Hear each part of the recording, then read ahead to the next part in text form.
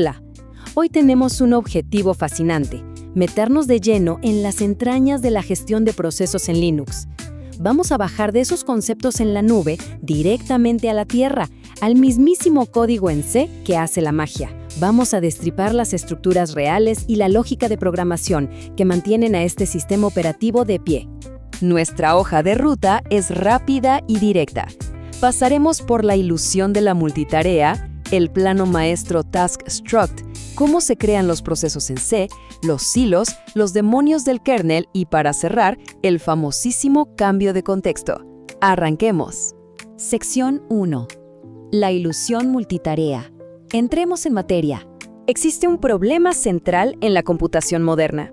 ¿Cómo hace un solo procesador para correr un montón de aplicaciones y hacernos creer que todas avanzan exactamente al mismo tiempo? Bueno, la respuesta es la multitarea apropiativa. Básicamente, a cada proceso se le da una pequeña rebanada de tiempo. El kernel salta de un proceso a otro de forma tan rápida e implacable que para el ojo humano la ejecución paralela parece absolutamente perfecta. Para visualizar esto, imaginemos un círculo que no para de girar, con una especie de escáner en el borde que hace de procesador. Los distintos procesos van recibiendo partes de ese tiempo. A mayor prioridad de la tarea, la rebanada que le toca es un poco más gorda, pero a fin de cuentas, todos los procesos terminan pasando por debajo del escáner en algún momento para recibir su cuota de ejecución. Pasamos a la sección 2, el plano maestro, o la task_struct. Toda esta planificación hiperrápida no ocurre por arte de magia. Detrás de escena hay puro y duro código en C. Conozcamos el verdadero ADN de Linux, la estructura tasks_struct, definida en el archivo de cabecera chef.h. Absolutamente todo lo relacionado con programas dentro del kernel gira en torno a ella. Guarda desde el estado de la ejecución, usando esa variable volatile long state, hasta punteros directos a la memoria en void point stack y otros datos de hardware. Es el mapa completo de un proceso vivo. Sección 3. Creando procesos con C. Ya tenemos el plano maestro. Ahora, ¿cómo lo construimos? Históricamente en Unix, los procesos nuevos nacen usando llamadas al sistema como fork o vfork. Y acá, el tema de la eficiencia es crítico.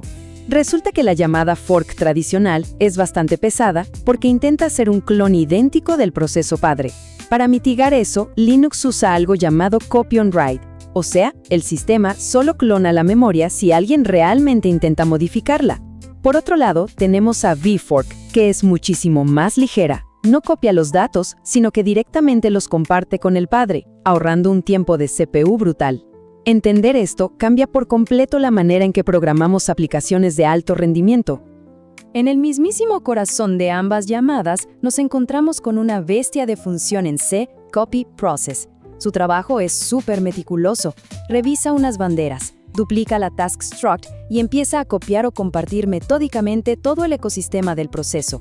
Los archivos abiertos, el sistema de archivos, las señales, la memoria, todo el paquete. Miremos un poco más de cerca la firma de esta función. Esta belleza de código devuelve un puntero directo a una estructura task struct nuevecita. Pero lo realmente interesante es ese primer argumento, clone flags. Esas banderas de clonación le dicen al sistema exactamente qué recursos se van a duplicar y cuáles se van a compartir. Es esto lo que le da a los programadores del kernel un control quirúrgico sobre cómo nace un proceso. Y el código es extremadamente astuto para manejar casos contradictorios. Observemos esta lógica de bits.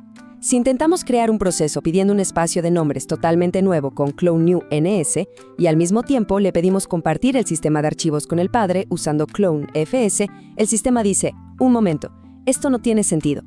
Con esta simple y elegante operación bit a bit en C, el kernel intercepta la contradicción en el acto, devuelve un puntero de error y protege la integridad de todo el sistema. Sección 4. Hilos y recursos compartidos. Ya hablamos de procesos aislados, pero ¿qué pasa cuando queremos varias vías de ejecución colaborando en un mismo entorno? Bueno, en Linux, la línea que separa un proceso clásico de un hilo es, digamos que bastante fluida. Todo gracias a las banderas clone. Si activamos clone fs, compartimos el sistema de archivos. Con Clone VM compartimos la misma memoria virtual. Y la bandera Clone Thread mete al nuevo proceso dentro del mismo grupo de hilos que el padre. Un par de parámetros diferentes en C y la arquitectura subyacente cambia por completo. El impacto en el trabajo del procesador es inmediato.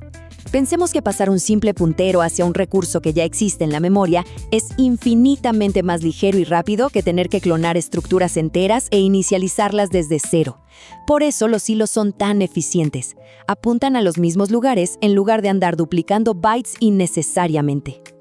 Acá es donde la magia de los hilos se ve traducida a su expresión más básica en código C. Para agrupar a los hilos, el sistema se basa en el identificador de grupo de hilos, o el TGID. Si la bandera Clone Thread está activa, el TGID del nuevo proceso simplemente copia el valor del TGID del proceso actual. Es literalmente una sola línea de asignación de variables, pero conceptualmente, esta línea es la que une a dos flujos de ejecución bajo un mismo techo familiar. Sección 5. Demonios del kernel trabajando tras bambalinas. El kernel no solo atiende a los programas del usuario, también tiene que mantener la casa en orden. Para eso, cuenta con unos trabajadores internos incansables, llamados demonios del kernel, y se generan usando funciones de ayuda en C como kthread-create. Se le pasa un puntero a la función de trabajo y sus datos. Pero hay un detalle curioso en el diseño. Estos trabajadores nacen en estado detenido, dormidos. Para que empiecen a procesar, el sistema tiene que hacer una llamada explícita a Wake Up Process, un control manual absoluto. ¿Y de qué se encargan estos demonios mientras no los vemos? Sincronizan páginas de memoria modificadas con los discos duros, gestionan la famosa memoria swap y ejecutan acciones diferidas del sistema. El detalle más crítico es que operan con privilegios absolutos. Viven eternamente en el modo supervisor de la CPU y nunca, pero nunca, bajan al modo usuario normal. Sección 6. Ejecutando el cambio de contexto. Llegamos al gran final. El cambio de contexto es el mecanismo cumbre que hace que toda esta teoría sobre la multitarea cobre vida en la realidad. Intercambiar un proceso por otro en plena ejecución es un arte sumamente delicado. Hay que seguirle la pista de forma matemáticamente exacta a quién era el proceso anterior, o sea, la variable prev, y quién es el que sigue, la variable next. Como las pilas de ejecución están saltando y cambiando en el aire, el manejo de punteros en C tiene que ser simplemente impecable para que el sistema no colapse por olvidar quién era quién.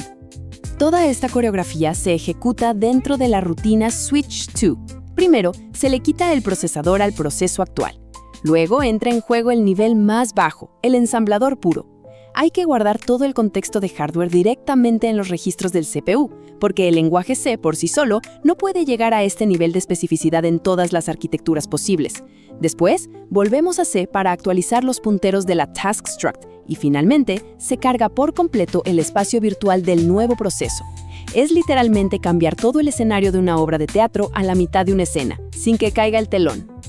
Así que para cerrar, nos queda una reflexión enorme. ¿Cómo logran estas intrincadas estructuras en C, estos precisos punteros y esas operaciones bit a bit mantener a flote a millones de líneas de código corriendo simultáneamente sin que se rompa la ilusión ni un solo milisegundo?